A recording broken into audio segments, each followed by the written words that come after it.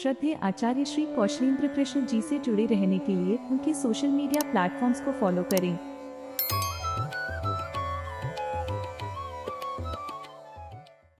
आज चर्चा होगी पत्रकार महोदय संदीप देव जी की, जिन्हें तो नोबेल पुरस्कार मिलना चाहिए। सभ्य भाषा के धनी, दूसरों को भी सभ्यता और सभ्य भाषा सिखाने वाले वैदिक ब्राह्मण संदीप देव जी ने तो शक जो आज से 2 सहस्राब्दी पूर्व भारत में आक्रमण करने आए थे, उनके वंशजों को खोज निकाला है। वे बताते हैं कि ब्राह्मण वेश में वो निवास करते हैं, कहाँ रहते हैं, किस नाम से रहते हैं, सबकी चर्चा हम करेंगे। सारी चर्चा होगी, वीडियो को पूरा अवश्य देखें। चर्चा होगी कि क्या मग शाकत द्वीपीय ब्राह्मणों का श्राद्ध में निषेध है, क्या ईरान ही शाकत द्वीप था, क्या भारत ही जम्बू द्वीप है, क्या मगों के वेद अलग अलग हैं, इत्यादि समस्त विषयों पर आज हम चर्चा करने वाले हैं। और संदीप देव जी की अनुकरणीय सभ्य भाषा शैली की भी चर्चा हम सब करेंगे इस वीडियो में। तो वीडियो बड़ा मज़ेदार है, लंबा भी हो सकता है, तो डिस्क्रिप्शन बॉक्स में जाकर के टाइम स्टैम्प्स देखिए, वहाँ से आप जिस स्थान को देखना पसंद करेंगे वहाँ पर आप जा सकते हैं। श्रीमन नारायणो विजयते, हमारे जितने भी अग्रज हैं, ज्येष्ठ जन हैं, श्रेष्ठ जन हैं, गुरुजन हैं, सबके चरणों पर कोटि कोटि वंदन समर्पित करते हुए आज के इस वीडियो को हम प्रारंभ करते हैं। आज से संभवतः हफ्ते भर पहले संदीप देव जी ने अपने चैनल इंडिया स्पीक डेली में लाइव सेशन में यह कहा कि भारत के मग शाकत द्वीपीय ब्राह्मण वास्तव में शक आक्रमणकारियों के वंशज हैं, म्लेच्छ हैं, शक आक्रमणकारी हैं। इन्होंने शगर को धोखा दिया, इन्होंने रामचंद्र को धोखा दिया और भगवान जाने क्या क्या इन्होंने कहा, जिसका प्रमाण अनेक शास्त्रों में है, ऐसा इनका दावा है। कुछ के नाम लिए, कुछ शास्त्रों के, किंतु श्लोक प्रमाण नहीं दिए। उनका एटीट्यूड था कि मेरा वचन ही है शासन। उन्होंने तर्क दिया कि ब्राह्मण आदि 4 वर्ण तो भारत में होते हैं, अन्य द्वीपों में तो अन्य ही व्यवस्था है, अलग ही व्यवस्था है, और वो सबके सब म्लेच्छ हैं। अन्य जम्बू द्वीप के अतिरिक्त जितने भी द्वीप हैं वहाँ के समस्त निवासी म्लेच्छ ही हैं। इस प्रकार से वहाँ ने उद्घोषणा कर दी धर्माचार्य महाराज ने। हमने इनका नंबर निकालकर फ़ोन में ही इनकी उपलब्धियों की शुभकामना देनी चाहिए, तो इन्होंने हमारा फ़ोन नहीं उठाया। तब हमें पता चला कि ये फेसबुकिये नवाब हैं। हमने फेसबुक में भी टिप्पणी के माध्यम से सप्रेम इनको अपने घर आमंत्रित किया ताकि शाक शक विषय पर, इस विषय पर थोड़ी चर्चा कर सके, थोड़ी चर्चा हो जाए। इन्होंने तो सीधे हमें कहा कि अरे शक म्लेच्छ, शर्मा क्यों लिखता है, ये म्लेच्छों का नहीं ब्राह्मणों का आस्पद है, ब्राह्मणों का उपनाम है, तुमको इसको लिखने का अधिकार नहीं है। जब हमने भी इनको ऐसे ही उत्तर दिया, जैसा इन्होंने हमको उत्तर दिया तैसा ही जब हमने उत्तर दिया, तो इनके एक साथी वैभव मिश्रा आ गए, जो इनके ही फुफेरे भाई के पिताजी के लड़के थे। उन्होंने कहा कि जामुन का फल दिखाओ जो भागवत में वर्णित है, हाथी जितने बड़े। तो हमने उनको भी आमंत्रित कर दिया कि आओ संदीप देव जी के साथ में हमारे गरीब खाने में, जामुन भी दिखाएंगे और खिलाएंगे भी। वो तो बदतमीजी पर उतर आए। संदीप देव ने भी बड़ी सभ्यता के साथ हमारे आमंत्रण को अस्वीकार कर दिया और हमें ब्लॉक भी कर दिया। जब बात फैली तो लोग इन्हें कहने लगे कि आपको आमंत्रण स्वीकारना चाहिए था, आप तो भाग गए। तो जब हमने इनकी ही सभ्यता से इनके भाई मिश्रा जी को उत्तर दिया था, उन्हीं कमेंट्स के स्क्रीनशॉट्स को ये शेयर कर करके अपनी लुटिया बचाने लगे और अपने कमेंट्स को डिलीट कर दिया था, क्योंकि ये तो बड़े सभ्य हैं। रिहाना के प्रति इनका कमेंट पूर्णतया अनुकरणीय था, जो इन्होंने एक्स पर किया था, जो पूर्व में ट्विटर था। हम जैसों से ये बात ही नहीं करते, अतः ब्लॉक कर दिया, क्योंकि हम तो असभ्य हैं, हमको ये सभ्यता सिखाते हैं, तो हम लोगों से ये बात नहीं करते। हम लोगों के यहाँ आकर के ये क्या बात करेंगे हम जैसे असभ्यों से, इस कारण से उन्होंने हमको ब्लॉक कर दिया। आइए आगे बढ़ें और इनके दावों की पड़ताल करें। महाशय का प्रथम कथन है, शाम्ब पुराण भविष्य पुराण प्रक्षिप्त है। चलो मानकर चलते हैं। हम इस पूरे वीडियो में इन दोनों ग्रंथों से एक भी प्रमाण नहीं देंगे तब तक जब तक इन महाशय का कोई इन्हीं ग्रंथों से प्रमाण न आ जाए, क्योंकि यदि आप किसी ग्रंथ को प्रक्षिप्त समझते हैं फिर वहाँ से कोई प्रमाण आपको नहीं देना चाहिए। उनकी बातों से ही अपनी बातों को पुष्ट करने का प्रयत्न नहीं करना चाहिए। तो हम नहीं देंगे जब तक इनका प्रमाण न आए। किंतु इसी भविष्य पुराण को, एक बात हमको ध्यान रखना है, इसी भविष्य पुराण के प्रमाणों को साक्ष्य मानकर स्वयं धर्म सम्राट करपात्र जी महाराज ने अपने ग्रंथ चातुर्वर्ण संस्कृति विमर्श में मगों को, शाकत द्वीपीय ब्राह्मणों को ब्राह्मण सिद्ध किया है, जिनको ये शक म्लेच्छ कह रहे हैं। अब आप अर्थात जो संदीप देव महाराज हैं, ये उनसे, करपात्र जी महाराज से तो अधिक विद्वान नहीं हो जाते। इनका अगला आरोप है कि मग शर्मा आस्पद न लगाएं, क्योंकि शाकत द्वीप में वर्ण व्यवस्था नहीं थी। इनके प्रमाण मांगे गए तो ग्रंथों का इन्होंने नाम बता दिया, या तो किसी फालतू पुस्तक का इन्होंने नाम बता दिया कि फला पुस्तक में ऐसा लिखा हुआ है, या एक वीडियो लगा दिया कि ये देखिए इतिहासकार इस प्रकार से कह रहे हैं कि अन्य द्वीपों में तो वर्ण व्यवस्था नहीं है, इस प्रकार से इन्होंने कह दिया। तो हमने स्पष्ट इनको प्रमाण दिया। मार्कंडेय पुराण अध्याय 53 श्लोक 30 ध्यान से सुनिएगा। उसमें लिखा गया है, प्लक्षद्वीपादिभूतेषु शाकद्वीपान्तिमेषु वै ज्ञेयः पंचसु धर्मस्य वर्णाश्रम विभागजः। इसका तात्पर्य क्या हुआ? प्लक्षद्वीपादिभूतेषु शाकद्वीपान्तिमेषु वै, प्लक्ष से लेकर शाकद्वीप तक के जितने भी द्वीप है सप्तद्वीपा वसुंधरा में, यदि जम्बू द्वीप को छोड़ दें, क्योंकि उनकी चर्चा तो हो ही गई, इसके अतिरिक्त अन्य जो 6 द्वीप हैं इनमें भी हमको क्या जानना चाहिए? ज्ञेयः पंचसु धर्मश्च वर्णाश्रम विभागजः। ये वर्णाश्रम से विभाजित जो धर्म, जो मूल धर्म है, उसी का ये भी पालन करते हैं। ये प्रमाण मार्कंडेय पुराण में है। इसके अतिरिक्त इन्होंने म्लेच्छ कहा शाकत द्वीपियों को। ये तो सिद्ध हो गया कि शाकत द्वीप में वर्ण व्यवस्था है, लेकिन उन्होंने म्लेच्छ कहा। म्लेच्छ कौन होते हैं? वे जिनकी पाप में ही अधिक प्रवृत्ति हो, और ये वर्ण संकर भी होते हैं। म्लेच्छ जो है वर्ण संकर भी होते हैं। पाप से ही वर्ण संकरों की उत्पत्ति भी होती है। उनका निवास भी पाप स्थानों में ही गिना जाता है। पुण्य स्थल में जन्म भी हो तो वहाँ नहीं रह सकते। जो म्लेच्छ हैं वो अपने धाम में ही, अपने स्थान में ही जाएंगे। और आचार कैसा होता है पुण्य जनों का, पापी जनों का? आचार कैसा होता है पुण्यात्माओं का? उदाहरण समझिए सिंह और गाय के साथ में। ध्यान से सुनिएगा। एक शेर, वह पाप में ही प्रवृत्त रहता है। वह पाप से अपनी इच्छा से भी बाहर नहीं आ सकता, अर्थात अपनी इच्छा से भी एक सिंह जो है वो पुण्य नहीं कर सकता। वो क्या करता है? जीव हिंसा करके अपना पेट भरता है, वही उसका धर्म है। वास्तव में अधर्म ही उसका धर्म है। वहीं पर यदि हम गाय की चर्चा करें, वह चाह कर भी पाप में प्रवृत्त नहीं हो सकती। यदि वो इच्छा करे कि पाप करे, फिर भी नहीं कर सकती। वो कभी भी जीव हिंसा नहीं कर सकती, उसको तो घास ही चरना है। तो जम्बू द्वीप के अतिरिक्त वर्ण संकरता कहीं भी नहीं है, ये भी शास्त्रों में उद्धृत है। पाप और पुण्य जो है, दोनों, पाप पुण्य दोनों, ये जम्बू द्वीप में ही विद्यमान है। ये भारतवर्ष में ही विद्यमान है। अन्यत्र या तो पुण्य ही पुण्य है, या तो पाप ही पाप है। अतः मार्कंडेय पुराण के उसी अध्याय में जिसकी भी चर्चा हुई, वहीं पर उद्धरण आता है, नित्यं स्वाभाविकश्चैव अहिंसा विधिवर्जितः तेषां स्वभावतः सिद्धिः सुखप्रायाय यत्नतः। अर्थात शाकत द्वीप इत्यादि द्वीपों के निवासी नित्यम स्वाभाविकश्चैव अहिंसा विधिवर्जितः, अहिंसा विधि के कारण वो हिंसा से वर्जित हैं। तेषां स्वभावतः सिद्धिः, स्वभाव ही उनकी सिद्धि है। सुख प्रायाः यत्नतः, बिना यत्न के, अयत्न से ही वो सुख प्राय हैं, सुख प्राप्त करने वाले हैं, सुखी हैं। विपर्ययो न ते स्वस्ति जरा मृत्यु भयन्न च, ये कभी बूढ़े नहीं होते, इनकी कभी मृत्यु नहीं होती। हम यहाँ के शाकत द्वीपियों के विषय में चर्चा नहीं कर रहे हैं, हम अभी शाकत द्वीप की चर्चा कर रहे हैं जो वहाँ पर निवासी हैं। उनको कभी बुढ़ापा नहीं आता, कभी उनकी मृत्यु नहीं होती। न वही चतुर्युगावस्था नार्तबारित वो न च, न वहाँ ऋतु है, न तो चतुर्युग की अवस्था है, जो शतयुग, त्रेता, द्वापर, कलयुग, ये 4 युग हैं, वो भी वहाँ पर वर्तमान नहीं है। अब इसी बात को विष्णु पुराण के दूसरे अंश के 4 अध्याय के 68वें श्लोक में बता दिया कि धर्म हानिर्न तेष्वस्ति न संघर्ष परस्परम।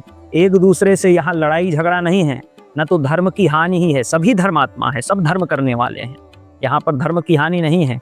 धर्म हानिर्न तेष्वस्ति न संघर्ष परस्परम मर्यादा व्युत्कर्मो नास्ति, अपनी मर्यादा का व्युत्क्रम नहीं करते।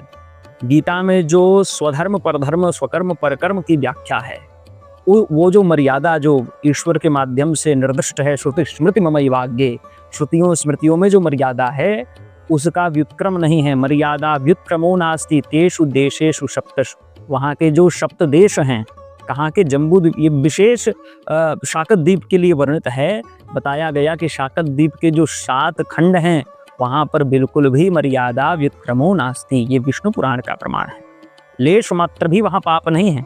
अतः महाभारत के भीष्म पर्व के अध्याय 11 में कहा गया है, तत्र पुण्या जनपदा तत्र न म्रियते जनः। वहाँ पर कभी किसी की मृत्यु नहीं होती। पुण्या जनपदा, वहाँ के जितने भी राज्य हैं, जनपद हैं, सब के सब पुण्य स्वरूप हैं, पुण्यभूत हैं। और न तत्र राजा राजेंद्र न दंडो न च दंडिका, न तो वहाँ पर राजा है, न तो वहाँ पर दंड देने वाले हैं, न तो दंड की व्यवस्था ही है। क्यों? क्योंकि सब धर्मात्मा है, तो दंड आखिर दें तो किसको दें? सभी पुण्यात्मा है, कोई पापाचार में प्रवृत्त होता ही नहीं, तो आखिर दंड दें तो किसको दें?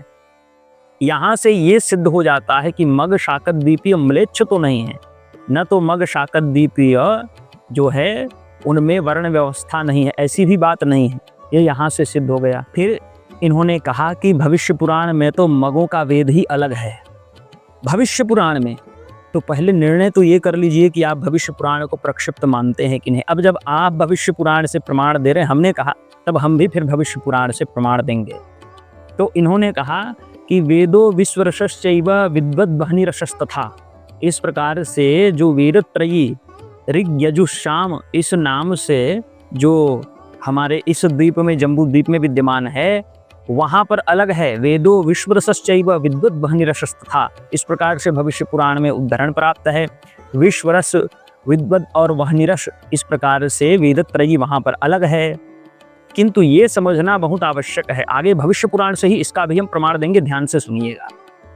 ये समझना भी बहुत आवश्यक है कि वेदत्रयी जो विद्या है, ऋग यजुः साम, ये तीनों जो शाकत द्वीप के वेद बताए गए, ये तीनों इसी ऋग यजुः साम के ही पर्यायवाची। माँ को यदि हम माता कहें, माँ को यदि जननी कहें, एक ही बात है।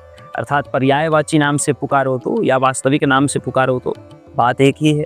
वेद को तप भी कहा जाता है, वेद को ब्रह्म भी कहा जाता है, तो वेद को ब्रह्म कहो कि तप कहो, एक ही बात है। अतः आगे प्रमाण से सुनिए इसी बात की सार्थकता जो भी हमने कही। अभी ये तर्क है, लेकिन इसको सिद्ध कर देते हैं, सिद्धांत बनाते हैं, भविष्य पुराण से ही प्रमाण देते हैं। वहाँ पर वर्णन आया है, स्नान कर्मत्तिदं प्रोक्तम भास्करस्य महात्मनः भोजका ब्राह्मणाश्चैव क्रियां कुर्युः प्रयत्नतः।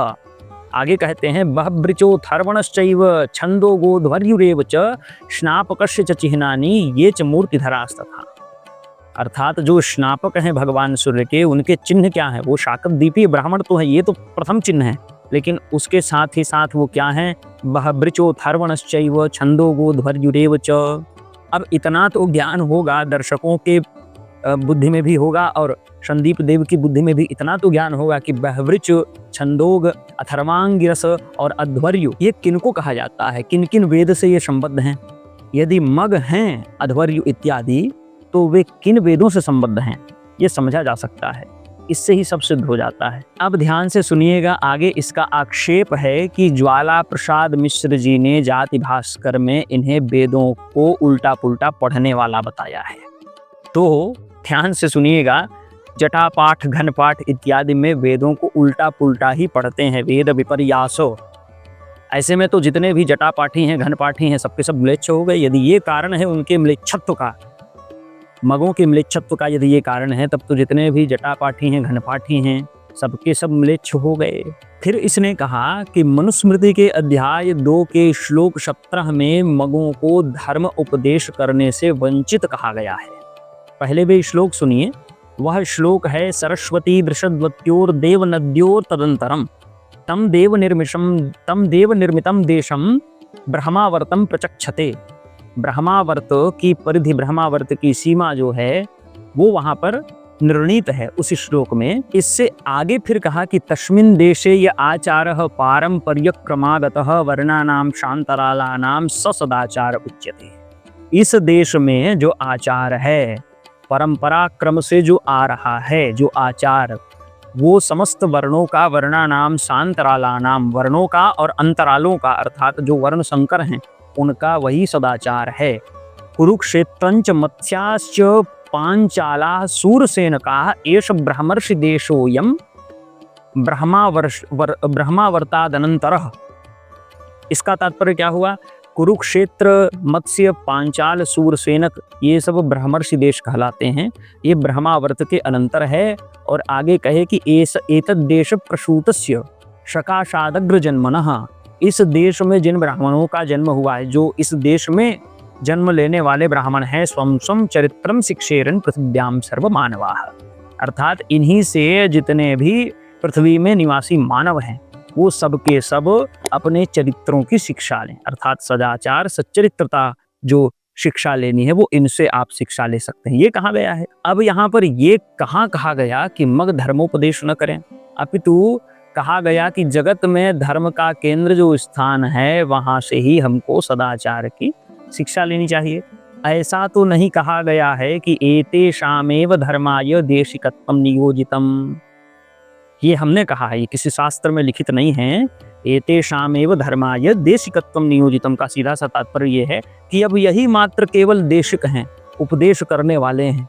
अर्थात जो ब्रह्मावर्ष और ब्रह्मर्षि देश जो मनुस्मृति में बताया गया, यहाँ के निवासी जो अग्रजन्मन ब्राह्मण जो हैं केवल वही मात्र धर्म के उपदेश देने वाले हैं, बाकी लोग नहीं हैं, ऐसा तो नहीं कहा गया।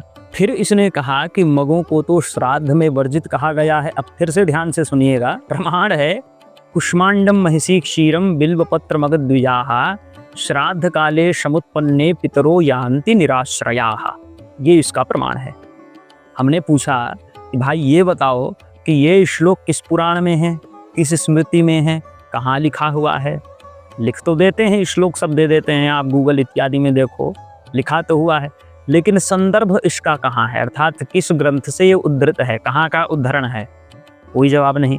देखिए, पहले तो ये श्लोक स्वयं संदीप जी के बातों का खंडन करता है, काटता है उनकी बातों को। संदीप देव जी कहते हैं कि मग म्लेच्छ हैं, शक हैं, ब्राह्मण नहीं हैं, जबकि इस श्लोक में मगद्विजाः, अगर इसको मगद्विजाः समझे हैं तो मगद्विजाः कहा गया, मगों के द्विजत्व का संकेत दे रहा है। शक तथा म्लेच्छ तो जनेऊ नहीं पहनते, अर्थात वो तो द्विज होते नहीं हैं, तो मगद्विजाः कह दिया, वहीं से शाकद्वीपीय मग ब्राह्मण द्विजत्व सिद्ध हो जाता है उनका। ऐसी स्थिति में वो म्लेच्छ शक तो हो नहीं सकते। दूसरी बात, इस श्लोक का उद्धरण सबसे पहले ध्यान से सुनिएगा, बड़ा रोचक तथ्य है। सर्वप्रथम इस श्लोक का उद्धरण कृत्यसार समुच्चय नामक ग्रंथ में आया है। वहां पर भी कहा गया कि बिल्वपत्र मगद्विजाः में जो इसका संधि विच्छेद होगा वो बिल्वपत्र मगद्विजाः तो हो नहीं सकता, तो कैसे होगा, बिल्वपत्रम अगद्विजाः, इस प्रकार से इसका संधि विच्छेद होगा। जितने भी संस्कृत के जानकार हैं वो हमारी बात से अवश्य सहमत होंगे। तो ये पहला उद्धरण आया, और ये बात जो हम अभी कह रहे हैं ये वहां पर लिखा भी हुआ है। पहले रूप में इस श्लोक को शाकद्वीपीय ब्राह्मण के रूप में भी लोग लेते हैं, ये उसी कृत्यसार समुच्चय में लिखा हुआ है। दूसरे रूप में इसको अगद्विजाः अर्थात पर्वतीय ब्राह्मण के रूप में लिया जाता है। अब समझ में ये नहीं आता, शाकद्वीपियों से चलिए कि व्यक्ति की एक वैमनस्यता हो सकती है, लेकिन अगद्विजाः पर्वतीय ब्राह्मणों से क्या वैमनस्यता, आगे इसकी भी चर्चा करेंगे। दूसरा उद्धरण जो इस श्लोक का आया है वो समयोचित पद्यमालिका नाम के ग्रंथ में आया है। उसमें न खंड के अंतर्गत 88वें श्लोक में इसका उद्धरण है। वहां पर तो अलग ही बदल गया सब कुछ। वहां पर बिल्वपत्र मथद्विजाः कूष्मांडम महिषी क्षीरम बिल्वपत्र मथद्विजाः इस प्रकार से कह दिया गया, मगद्विजाः को मथद्विजाः कह दिया गया। तो ये बात। अब तीसरा उद्धरण इसका निर्णय सिंधु में आया है। वहां तो अलग ही, कूष्मांडम महिषी क्षीर माढ़क्यो राज सरसपाः ऐसा कह दिया गया। इससे निष्कर्ष क्या हुआ, यही कि ये श्लोक केवल लोकोक्ति है। ऐसा हम इसका कारण भी आप सबके सम्मुख प्रस्तुत करते हैं कि हम ऐसा क्यों कह रहे हैं। इसलिए कह रहे हैं कि एक तो इसकी जड़ें किसी ग्रंथ में नहीं मिलती, दूसरी की इसके विपरीत श्लोक भी शास्त्र में मिलते हैं। जैसे कि ब्रह्मांड पुराण में ही बिल्वोदुम्बर पत्राणि फलानि समिधस्तथा श्राद्धे महापवित्राणि मेध्यानि च विशेषतः, इस प्रकार से जो यहाँ पर बिल्वपत्र मगद्विजाः में श्राद्ध में बिल्वपत्र का निषेध प्राप्त है इस श्लोक में, वहीं पर ब्रह्मांड पुराण में क्या कह दिया, बिल्वोदुम्बर पत्राणि फलानि समिधस्तथा, बिल्व के उसके फल, उसके पत्र, उसकी समिधा, सब कुछ श्राद्धे महापवित्राणि, श्राद्ध में ये सब पवित्र हैं, ये कह दिया। तो इसके विरोध में प्रमाण मिल गया शास्त्र से, जबकि इस श्लोक का पता नहीं कि किस शास्त्र से है उद्धरण इसका। अब वहीं पर यदि भविष्य पुराण का ही हम प्रमाण, जैसे संदीप जी ने भी वेद वाले प्रसंग में भविष्य पुराण का प्रमाण माना, तो यहाँ पर हम भविष्य पुराण का भी एक प्रमाण देंगे। ब्राह्म पर्व के अध्याय 172 के श्लोक 9वें का निरीक्षण करिएगा। वहां पर बताया गया कि भोजये भोजकम भक्त्या श्राद्धेषु विधिवन् नृप, अर्थात भोजकों को। अब भोजक कौन है इसको समझ जाइए, भोजक मग ये सब एक दूसरे के पर्यायवाची। भोजयेद भोजकम भक्त्या श्राद्धेषु विधिवन् नृप, यहाँ पर कह दिया गया कि जो भोजक हैं उनको भोजन कराइए, भक्ति के साथ में कराइए, श्राद्ध में कराइए, विधि से कराइए हे राजन, इस प्रकार से यहाँ पर कह दिया गया। तो ये जो श्लोक है कूष्मांडम महिषी क्षीरम बिल्वपत्र मगध बीजाः, इसका तो यहाँ से खंडन हो गया और इसका अता पता भी नहीं किस शास्त्र से लिया गया। तो हम तो शास्त्र की बात मानेंगे, श्रुति स्मृति ममैव आज्ञा, भगवान कहते हैं श्रुति स्मृति मेरी आज्ञा है, तो हम तो भगवान की आज्ञा मानेंगे। आगे बड़ा व्यंग्यात्मक तर्क इन्होंने दिया। आगे इनका तर्क रहा, तर्क व्यंग्यात्मक नहीं है, इनकी बोली व्यंग्यात्मक है। कैसे ये आगे बताएंगे। तो इन्होंने कहा कि जो मग हैं वो वास्तव में अपूज्य हैं, इनके नाना ने ही इनको श्राप दिया है। नाना कौन? ऋजीश्व ऋषि, समझ रहे हैं ना, ऋजीश्व नाम के ऋषि वो इनके नाना है। माँ कौन? माँ है निकुक्षी, ये इनकी माँ है। निकुक्षी ने वेद विरुद्ध कर्म किया, अग्नि को लांघा, जिस कारण दंड रूप में सूर्य भगवान ने इसको गर्भवती कर दिया। तो देखिए किस प्रकार से प्रलाप चल रहा है। कह रहे हैं कि वेद विरुद्ध कार्य में गर्भवती होने का दंड दे दिया गया। वेद विरुद्ध कार्य में क्या दंडनायक किसी को गर्भवती कर दें, ऐसा दंड हो सकता है? वास्तविक कथा भविष्य पुराण के ब्रह्म पर्व के 139वें अध्याय में आपको प्राप्त होता है, जहां वर्णन है कि छाया नामक सूर्य की जो पत्नी है, जिसका नाम निक्षुभा था, निकुक्षी नहीं, ध्यान से सुनिए, निकुक्षी। अब ये कितना शास्त्र पढ़े होंगे, यहीं से आप अंदाजा लगाइए। निक्षुभा को निकुक्षी कह रहे हैं, ऋगजिह्व को ऋजीश्व कह रहे हैं, ऋजीह्व कह रहे हैं। तो उच्चारण ही इनका देखिए, फिर सोचिए इन्होंने शास्त्र क्या पढ़ा होगा। इन्होंने शास्त्रों को हो सकता है पढ़ा भी हो तो हिंदी अनुदित प्रारूप में पढ़ा होगा। हिंदी अनुवादों में तो गीता प्रेस का जो है उसमें अजा गावू महिष्यश्च इस प्रकार से दशम स्कंध में आया है, तो भगवान कृष्ण को तो उन्होंने भेड़ बकरी भैंस चराने वाला भी बता दिया है।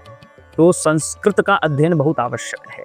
तो ये ऋजीश्व निकुक्षी कह रहे हैं, निक्षुभा और ऋगजिह्व ऋषि का उद्धरण वहां पर प्राप्त होता है।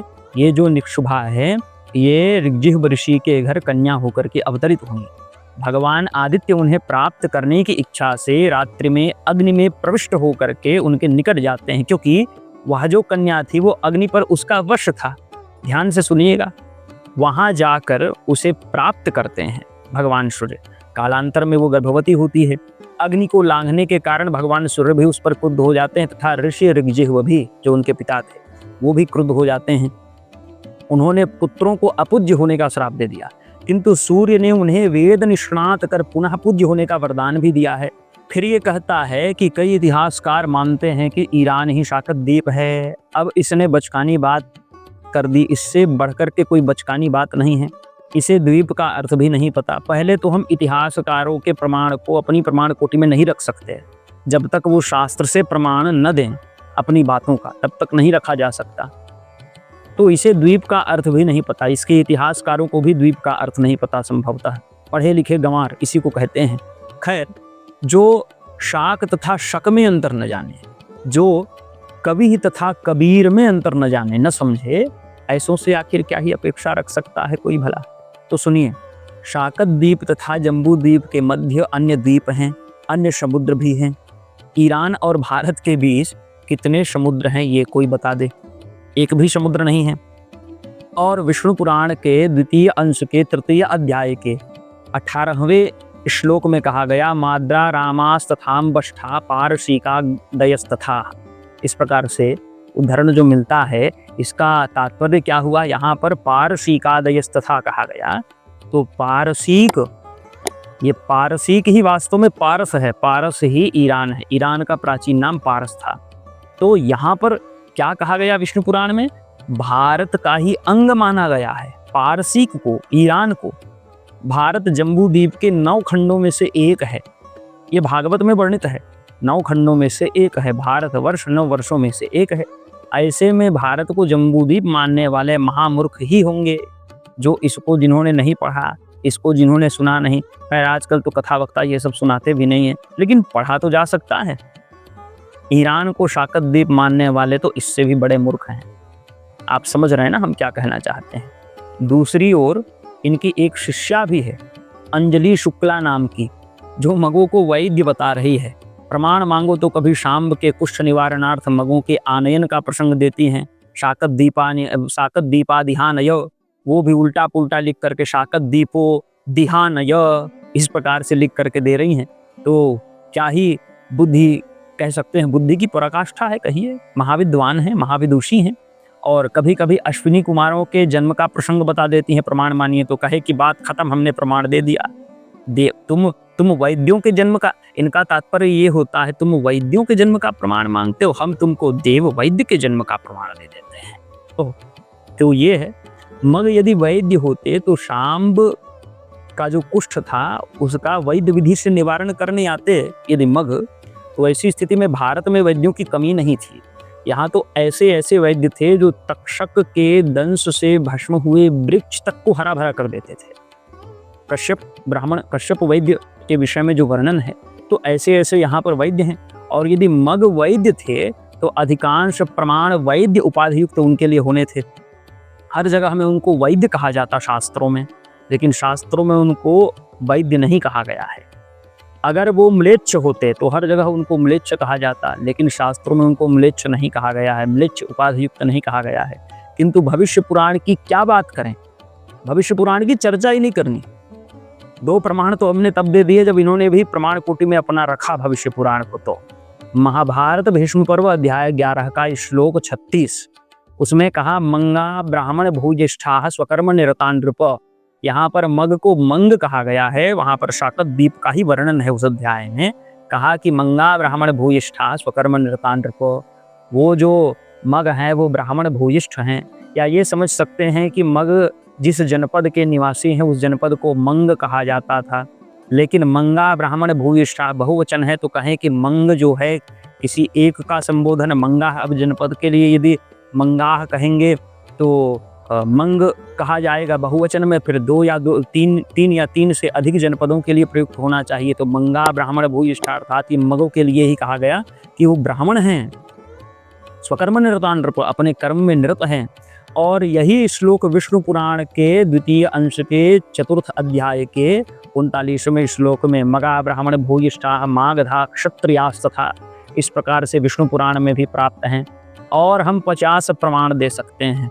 प्रमाण अनेक हैं, ब्राह्मण होने के लिए प्रमाण हैं, लेकिन प्रमाण उनके म्लेच्छ होने के लिए एक भी नहीं है, प्रमाण उनके शक होने के लिए एक भी नहीं है। अनेकों पुराणों में, अनेकों शिलालेखों में उनके ब्राह्मणत्व का प्रमाण है। ताम्रपत्रों में ब्राह्मणत्व का प्रमाण है। मगों को ब्राह्मण ही कहा गया, भोजकों को ब्राह्मण ही कहा गया।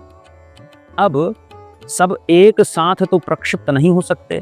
ताम्रपत्र भी प्रक्षिप्त हो गया, शिलालेख भी प्रक्षिप्त हो गया, विष्णु पुराण प्रक्षिप्त हो गया, महाभारत प्रक्षिप्त हो गया, ब्रह्मांड पुराण प्रक्षिप्त हो गया, और कहाँ का प्रमाण, मार्कंडेय पुराण, स्कंद पुराण, जहाँ भी प्रमाण सबके सब प्रक्षिप्त हो जाए एक साथ, ये तो हो नहीं सकता, ये तो संभव नहीं है। तदपि धन्य तो तब हो जाता है, धन्यत्व कहाँ पर सिद्ध हो जाता है कि इस भारत के शीर्षस्थ महापुरुष सन्यासी, ध्यान से सुनिएगा, शीर्षस्थ महापुरुष सन्यासी पीठाधीश्वर भी धर्म रक्षा के अवसर की प्रतीक्षा करते हैं कि कब हमारे लाभ का अवसर आए तब हम धर्म रक्षा करेंगे। धर्म रक्षा से हमको क्या लाभ, हमारा लाभ भी आए तब हम धर्म की रक्षा करेंगे, तब हम शास्त्र के पक्ष में बोलेंगे, अन्यथा हम चुप रहेंगे। इस विषय पर वे सब मूकवत हैं। जो जिस विषय की चर्चा इस वीडियो में है, इस विषय पर बड़े बड़े आचार्य भी मूकवत हैं। ये संत कहे जाएंगे? आप कमेंट में बताइए कि इनको हमको संत कहना चाहिए, महंत कहना चाहिए, पीठाधीश्वर कहना चाहिए कि क्या कहना चाहिए। बाकी संदीप देव कहेंगे कि विरोध नहीं कर रहे, इससे सिद्ध होता है कि संदीप देव सही है, ये वो कह सकते हैं। तो एक ही बात कहेंगे अपनी भाषा में कि ये बाबू, ये लड़का, तुम्हारा अनुमोदन भी तो नहीं कर रहे, वही करा दो। यदि तुम्हारा सामर्थ्य है तो इन आचार्यों के पास जा करके, इन पीठाधीश्वरों के पास जा करके इनको कहो कि हम सत्य हैं तो हमारा अनुमोदन करिए। वो भी तो नहीं कर रहे हैं, सबके सब चुप हैं, तो इनको क्या समझोगे? मौनम स्वीकृति लक्षणम कह दोगे तो इससे कुछ नहीं होगा। तदपि कतिपय संतों ने इस पर चर्चा की, यह प्रशंसनीय है। आशा है कि यह वीडियो आपको पसंद आया होगा। आगे भी संदीप देव की बकलोली चालू रहेगी और हमें वीडियो बनाने का विषय ढूंढना नहीं पड़ेगा, हमारा फायदा है। तो इसी आनंद के साथ में वीडियो को लाइक करें, अच्छा लगा हो तो शेयर करें, और यदि आप शाकत बीबी मग ब्राह्मण हैं तब तो इस वीडियो को अधिक से अधिक अपने कुल में, अपने वंश में शेयर करें और सब्सक्राइब करें, ताकि ऐसे ही वीडियोस आप तक पहुंचती रहे। और इस भाग से संबद्ध कोई भी प्रश्न यदि आपके मन में है तो तुरंत कमेंट करें, स्वतंत्रता पूर्वक कमेंट करें। और यदि आपके मन में हमारे लिए कोई विशेष सलाह है, हमारे लिए अर्थात हमारे चैनल के लिए विशेष सलाह है, किसी विशेष विषय पर आप वीडियो बनवाना चाहते हैं, ऐसी स्थिति में आप हमारे लिए बहुत महत्वपूर्ण हो जाते हैं। हमारे चैनल में सलाहकार का विशेषाधिकार प्राप्त करने हेतु तो नीचे दिए ज्वाइन बटन को क्लिक करें, जो सब्सक्राइब बटन के बगल में होता है। इसी के साथ फेसबुक का पेज है, व्हाट्सएप का चैनल है, टेलीग्राम का चैनल है, इंस्टाग्राम है, वेबसाइट है, ये सब की लिंक्स भी हमारी आपको प्राप्त हो जाएगी वीडियो के डिस्क्रिप्शन में। और भागवत कथा के आयोजन के लिए, हमारी राम कथा इत्यादि के आयोजन के लिए हमारा व्हाट्सएप नंबर भी डिस्क्रिप्शन में प्राप्त हो जाएगा, वहाँ पर जा करके आप जानकारी ले सकते हैं। और इसी के साथ यदि हमारी पूरी टीम को आप सहयोग करना चाहते हैं कि जैसे वीडियोज़ आप सबके सम्मुख प्रस्तुत हो रहे हैं, इसमें लोग लगते हैं और संपादन करना होता है, एडिटिंग करनी होती है, ये सब में बहुत सारे इक्विपमेंट्स लगते हैं जिसके लिए धनराशि चाहिए, तो आप आर्थिक रूप से भी सहयोग करना चाहते हैं तो उसका विधान आपको वीडियो के कमेंट बॉक्स में पिंड कमेंट के रूप में प्राप्त होगा, तो उसका भी निरीक्षण अवश्य करें। आशा है यह वीडियो आपको पसंद आया होगा।